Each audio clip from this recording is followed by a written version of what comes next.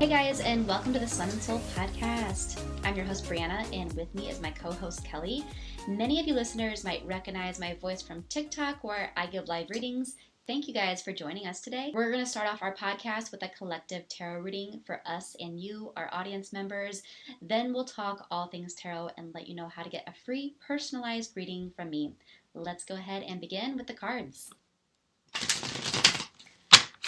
Okay, I'm just going to pull one card from the deck. We're going to split in the middle. Oh my gosh, you guys, you're not going to even believe this, but Temperance is what came out. And for those of you guys who are not familiar with tarot, it is the card with a big angel on the deck. I feel like this is saying that you're going to go down a road. Now, also, this is for us as well. Everyone listening, this is for you. We're all about to go down this road of enlightenment. And I'm feeling like your cup's about to be filled up. I'm seeing that you have spent a lot of time filling everyone else's cup. Things are about to change, okay? And it's not to say that you're going to neglect everything else that you once did. It's just saying that you're going to be getting your cup filled up finally, okay? And I'm also seeing that your third eye is going to be opening up. So a lot of you guys are probably on a spiritual awakening as well. I just heard Sagittarius. Could be a Sagittarius, your sun, moon, or rising. Or by Sagittarius season, you will see where this road's going to take you. This is a beautiful reading, and I'm really excited. And I keep seeing like a seed being planted. We're blooming into a flower. And once those petals open up to the sky and feel the sunshine, once that happens, you're going to realize why it all happened the way it did. So that's kind of what the path that we're going down for this episode. Yeah, Kelly, go ahead and pull an oracle card. And the thing that I like about her oracle cards is that they have zodiac signs on them. They have different moon and different phases. It's really cool. Yeah, and if the Sagittarius card comes out, I'm going to flip out because that's like, I heard Sagittarius very loud. It did come out just now. What? Yeah. What? It's a first quarter moon in Sag right here.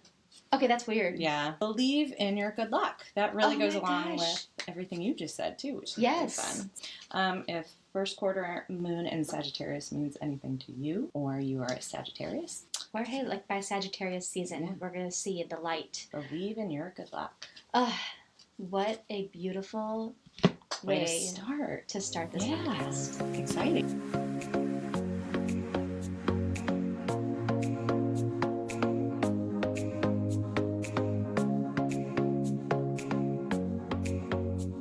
Now that we've done our collective reading, we're going to go ahead and dive in. We're going to start our first episode talking all things tarot. Kelly, go ahead and give the listeners what you found about the history of tarot. So it started as just a game in the 15th century, and it was in the 18th century that they started using it for divination. And there are lots of tools used for divination. I want to do an episode where we talk about all the different types because there are so many, but for right now we're just doing tarot. And there are lots of celebrities and famous people who use it. Lady Gaga, Ariana Grande, unsurprisingly, Lana Del Rey, surprisingly, Ronald Reagan. Yeah. That might surprise. I've heard a saying where they say like millionaires don't use astrology. Mm-hmm. Billionaires do. And I feel like tarot is like right there with it because there are astrology connections and it's kind of all in the same metaphysical bucket. There are a lot of people out there who you would be surprised who use psychics, astrologers, tarot readers.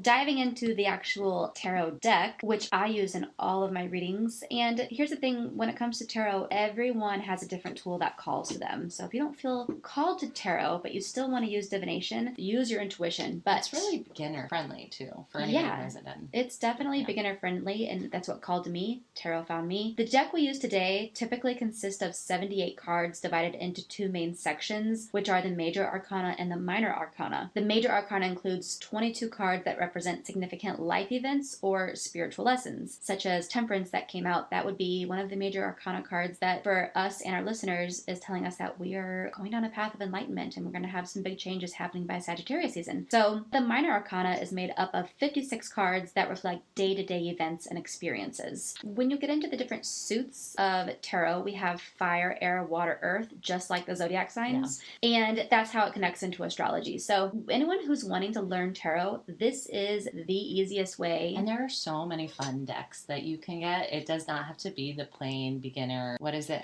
The Rider-Waite deck? There are so many different types. And if you, typically you're supposed to get gifted one, yeah, right? That's the tradition. That's what happened to me. Yeah. My mother-in-law gifted me my tarot cards. I always say they found me. Tarot found me. That's what I was meant to be doing. For anyone, if you want to go out and get a deck, let me tell you, this is the easiest way to learn tarot. Start with the suits. Learning what the suits mean. And it's very simple. I'm going to start by talking about air. Okay, so the swords tie in with the air elements. So when we're talking about zodiac signs, that would be all of the air signs, Libra, Aquarius, Gemini. When we're thinking of air, think of communication, like you're talking with your mouth, air, or thoughts, right? It's nothing in the physical. It's nothing that's manifested. It's in the beginning stages. So whenever you pull a sword card, that's how you can connect it with the meaning. Okay, the next we're going to talk about is fire, which is wands. And I can remember this because the wands, well, in the Rider-Waite deck, it's a wooden wand, and you can think like, oh, we're going to light the wand on fire because it's made of wood, you know? But the fire signs in the zodiac are Leos, Aries, and Sagittarius. So when you pull a card with a wand, that is the zodiac connection there. Fire, think about one little flame. Think about one little flame. It's like twin flame. It's like passion. It's like excitement. It's burning energy. It's manifestation. And it goes quickly. Think of like one little flame can start a forest fire. And it's action, too. It's action, yes. So whenever you pull something with the wands, that's how you can connect it there.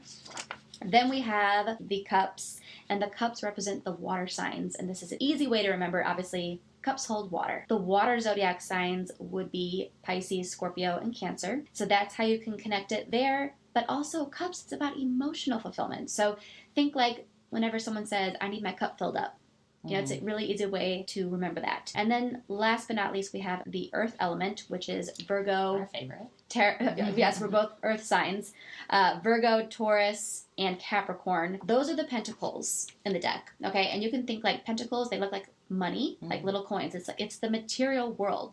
It's something that's manifesting. It's taken a while to become, think of like a diamond. It takes a while to become. It needs pressure. Pressure, longevity. It's here to stay. And something I always think about this with Capricorn too. It doesn't necessarily mean money. Like a lot of people are like, Capricorns, they just love money. The original form of Capricorn wasn't about money. It was about success. Oh, that's and good. We associate success through, some people do, not every means of financial means. So there are a lot of people out there and that is their goal. But it's also just about achieving your goal. You know, it's the goat. It's trying to get to that top of that mountain. You know, whatever it is. I know Capricorns who are literally mountain climbers, you know. I know friends of mine who are, you know, my goal is to drive across country on a motorcycle, and they do it. So pentacles don't necessarily mean money. It can, certainly, and it can mean reward as well. Right. For your hard work. And that brings me to my next good point about tarot. If you're learning tarot, the next thing I would recommend to anyone is how to read the cards. Now, there is a guidebook, okay? This is your typical, like, there's a guidebook, and if I don't know what I'm doing, I can pull some cards, and then I can look it up in the guidebook, and the guidebook's going to tell you what every card means in the upright and the reverse. But, I always tell people to use your own intuition, okay? The cards will speak to you, especially if you're psychic, which we all are a little bit psychic. The cards will speak to you. And how they speak to you depends on which of your clairs you're more proficient in. And we're going to get into this in episode 2 about how to know if you're psychic, the signs that you're psychic, and all how the to clairs. And all the clairs, how to really dive into that. So if you were trying to learn tarot or understand tarot, I would highly recommend tuning into episode 2 because that is where we'll get into that. If you're starting on your spiritual journey, spiritual journey as well. Guide you. The cards will speak to you, and every time I pull a card, I hear it, and I know what it's telling me. And sometimes it has nothing to do with what the definition in the book would say, and it's spot on. So, or things will jump out at you. That's why the imagery on them is so. There's so many hidden messages. There's so much room for interpretation in these cards. The Chariot one? You know the Chariot card. There's the man standing there and you can't see the bottom half of his body. Oh, yes. And that is in all of the decks. That is a very common thing. And it's, you know, some people think, okay, he's hiding something. Some people believe that he is an alien and he's got like tentacle legs. That is a real theory out there that is what's hiding behind there. It's out of this world. So, you know what's interesting about that? My tarot deck, Sun and Soul tarot deck that I created, when I designed the Chariot, it's funny that you say that he doesn't have legs or his legs are unseen because my Chariot card is a mermaid and so she doesn't have legs. Yeah. And I can't remember, she's like perched on a rock, but it's just kind of funny because there's this same concept of like, it's a creature. Yeah. It's not necessarily a human with legs. It's Yeah. like, she's a creature. She's a mermaid with a fishtail. Out of this world. Yeah. So it's really interesting because I channeled my cards. Every single image I did, I channeled. Yeah. And so I think that's interesting. Yeah. That, that card came out like that for me as well.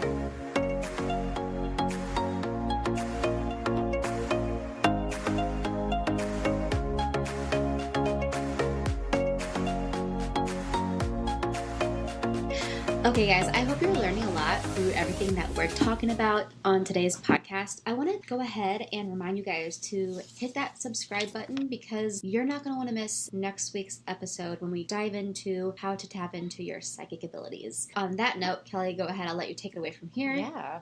Well, we're starting with tarot because Brianna reads tarot, and then we're going to be talking psychics because Brianna is also psychic. And then I think after that we might go into mediumship, maybe? Mediumship. Yeah. Oh, yes, that's a fun one. Yeah, because those are your main skill set, right? Yes. Yeah. So you want to tell the listeners how you got involved in tarot to begin with? Yeah, so starting way back when, my mom has actually always been really spiritual. So I had that background growing up where she would read spiritual books. She was always very much open-minded and very into this type of stuff. So I had that background. I actually didn't get into this type of work until I was 19. And by into this type of work, not me personally doing readings, but I mean even being interested in it for myself. What happened when I was 19 is that my grandma died. And she's the first person who I'm very close to that passed. What really does happen after we die? A lot of people go through that after they lose a loved one. Yeah. Yeah. Then, of course, my mom had all those spiritual books about near-death experiences, so I started reading those, and then I just could not stop. I was, like, obsessed. Seriously, actually, I could not stop reading it. From the age of 19, even till today, I still love reading near-death experience books about psychics. I love reading memoirs about psychic mediums. Yeah. I love it. So I've been reading, I'll be 33, so it's been over 10 years that I've been doing it. Yeah. What really changed things is after I had my daughter. That was about 5 years ago, and that's when I don't want to say made me psychic because I realized I've always been psychic. What happened then made me remember that I can do this. And so, yeah, it found me. Like I said, this is just the work that I'm meant to be doing in this lifetime. And my mother-in-law gave me my tarot cards that put me on my journey. That was a synchronicity. That was done by my spirit guides. Like, I know that I was supposed to get that deck and I was supposed to start practicing. One thing led to the next. I'm on TikTok now. Yeah, and your family is so supportive. Your parents are very cool. Yeah, they're very into it. Too. Yes, and they definitely sat down and had many a tarot reading. Yeah, when I first began. Yeah, but yeah, they never knocked it. They were definitely like, "Oh yeah, that probably is true." That's really, really great because not everyone gets to have that. Yeah, I'm very fortunate in that sense. But I know there are a lot of people out there who are even in the spiritual closet, so to say. Yeah. That's a good way of putting it. Yeah, and a lot of people's religion, some people they're confused, like, my religion says I shouldn't be doing this, but I feel called to it. Yeah. And we have this, between the two of us, we have this joke, this saying that, like, everyone has a ghost story. Because I have been with you so many times when you tell people what you do, and I do not expect them to know anything about anything supernatural or paranormal, like, it just and everyone opens up to you immediately about some sort of story, something that's happened to them, alien abduction, like, yes, I saw my grandfather's ghost, or my father appeared to me in a vision and then this happened. Like, it's crazy, and I feel like people really don't feel like they can talk about it until they know that you accept it. And so that's one of the reasons why we're doing this podcast too, just to kind of like put it out there, help people feel more comfortable in the things, because there's a huge space for you. There's a huge community of people, Yeah, and on that note, I want to say, if you have a wild spiritual experience or a ghost, like anything that you want answered. We want to hear it. We want to hear it. Email me. Email it in. And we will talk about it on here. We'll go into detail. Yeah. We don't have to. We won't share your name or anything. But if you want to share your stories, please send them in.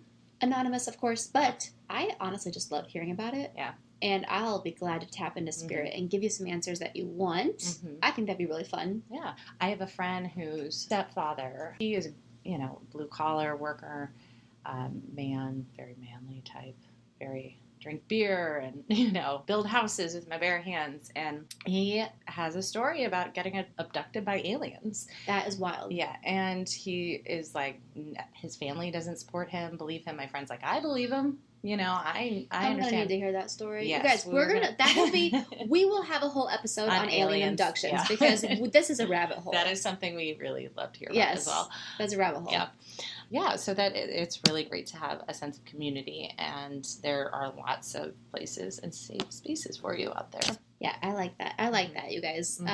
If you have questions or if you want to reach out, you can send an email to sunsoulandtarot@gmail.com. And on our first one, we're not answering questions because this is our first one. And our second one, our second episode at the end of our podcast, we will be answering any and all of your questions. Yes, because we have seen your guys' questions. So yeah, stay tuned for those. Those will be answered in episode 2. Yeah.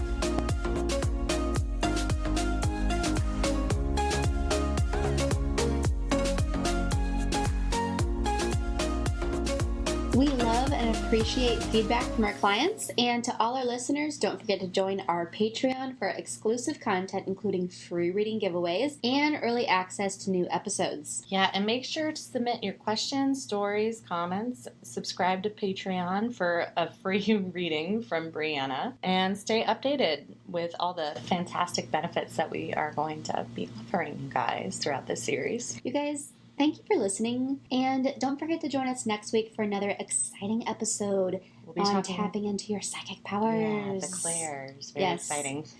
But until then, keep exploring the magic within and around you. Bye for now.